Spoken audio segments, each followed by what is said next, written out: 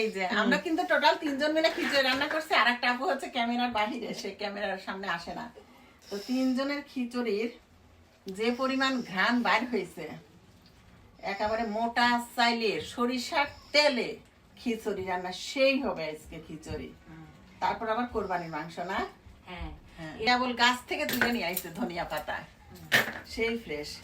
Jasmine আপুর উপলক্ষে সে নিয়ে আসছে নিজের কাছে আর আপু আমাকে অনেকগুলা চারা দিছে, সত্যি কথা। প্রথম পরিচয় আপু, তো আপনার সাথে প্রথম পরিচয়ে অনেক মিশুক করে রাত 12টা একটা সময় বাসায় যাওয়া হবে না। হ্যাঁ রুমা আপু অনেক কষ্ট করছে আসলে। না না কোনো কষ্ট না, আমি তো অনেক সৌভাগ্যবান না, যে আপুর সাথে ঈদ করতেছি, আপুর সাথে রান্না করতেছি, আপুর হ্যাঁ। সাথে অনেক মজা করতেছি, খুব ভালো আর রুমা লাগছে। আপুর একটা জিনিস কি, ও খালি একটা কিছু বলা দরকার, রুমা আপু এটা কি তুমি করতে পারবা না, মানে করতে পারা কি, ছুটাছুটি শুরু করে দেয়। সেই ভালো মানুষ, সেই মিশুক। থ্যাংক ইউ আপু, আপনিও অনেক ভালো এবং মানুষ। শ্যামল ভাইও সেই ভালো মানুষ, তাই না? তাই তো আমারও মানে খুবই খুবই ভালো লাগছে দুইজনটাকে। দুইজনই খুবই ভালো মনের মানুষ ওরা।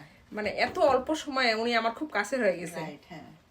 থ্যাংক ইউ ভাবি, আপনি অনেক কাছের হয়ে গেছেন। আপনিও অনেক মিশুক।